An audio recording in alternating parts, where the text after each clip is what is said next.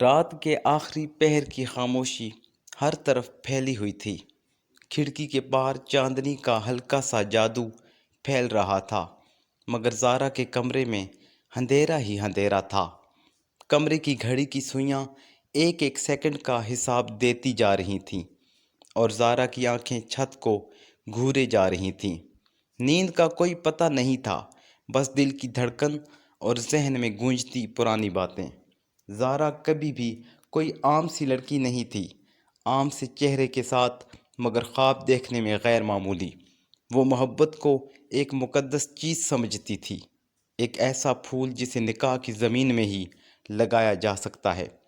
لیکن زندگی ہمیشہ نظریے کے مطابق نہیں چلتی۔ کالج کا پہلا دن تھا جب اس کی ملاقات عادل سے ہوئی۔ عادل وہ شخص تھا جو ہر کسی سے بات کرتے وقت مسکرا کر دیکھتا اور لوگوں کو محسوس کرواتا کہ وہ اہم ہیں۔ زارا نے اسے پہلی نظر میں ہی خاص محسوس کیا۔ کلاس کے بعد جب وہ لائبریری گئی تو عادل وہاں بھی موجود تھا۔ کتابیں دیکھتے دیکھتے وہ قریب آ کر بولا، یہ کتاب اچھی ہے، لیکن اس کی کہانی ادھوری لگتی ہے۔ زارا نے چون کر دیکھا۔ ادھوری؟ کہانی تو مکمل ہے۔ عادل نے ہلکی مسکراہٹ کے ساتھ کہا، محبت کی کہانی کبھی مکمل نہیں ہوتی، اسے تو جیا جاتا ہے۔ یہ پہلی بات تھی جو زارا کے دل میں اتر گئی۔ چند ہفتوں میں یہ بات چیت روز کا معمول بن گئی۔ میسیجز، کالز، لائبریری کی ملاقاتیں اور چھوٹے چھوٹے تحفے۔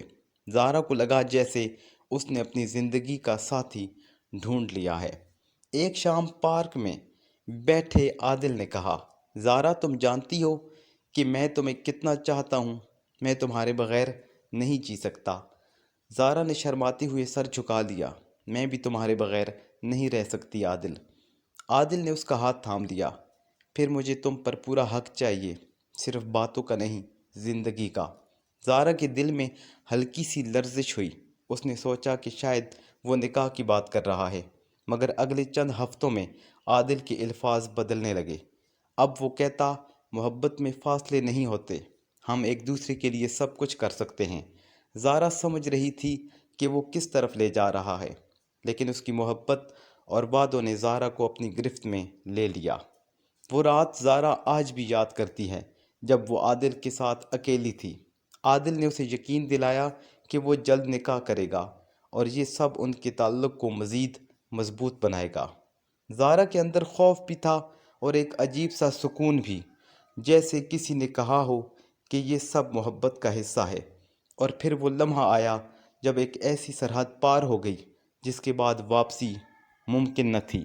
اس رات کے بعد زارا نے محسوس کیا کہ کچھ بدل گیا ہے۔ پہلے جو محبت کے خواب تھے، اب ان میں ایک بوجھ شامل ہو گیا تھا۔ عادل کا لہجہ، اس کی باتیں سب بدل گئے۔ پہلے وہ زارا کو اپنے مستقبل کی کہانیوں میں دیکھتا تھا، اب زیادہ تر ملاقاتوں کا مقصد جسمانی قربت رہ گیا تھا۔ زارا ہر دن دعا کرتی کہ نکاح جلد ہو جائے، مگر عادل کے بہانے ختم نہیں ہوتے تھے۔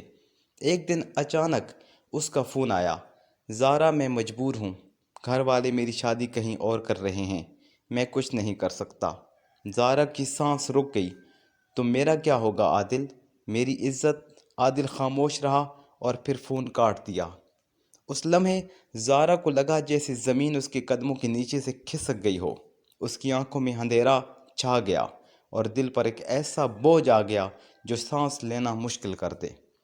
مہینوں تک زارا خود کو کمرے میں قید رکھتی رہی۔ وہ آئینے میں اپنا چہرہ نہیں دیکھتی تھی۔ نماز میں ہاتھ اٹھاتے ہوئے اس کے دل میں ایک ہی دعا تھی، یا اللہ مجھے معاف کر دے۔ مگر دل کہتا تھا کہ کچھ گناہ معافی کے بعد بھی انسان کا پیچھا نہیں چھوڑتے۔ وہ جانتی تھی کہ اس کی عزت چھن گئی ہے، مگر اس کا دل اب بھی چاہتا تھا کہ کوئی اسے مکمل طور پر قبول کرے جیسے وہ ہے۔ ایک دن محلے کی شادی میں اس کی ملاقات حامد سے ہوئی۔ حامد ایک سنجیدہ اور ایماندار شخص تھا۔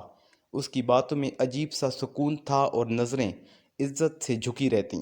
کچھ دن بعد اس نے زارا کے گھر رشتہ بھیج دیا۔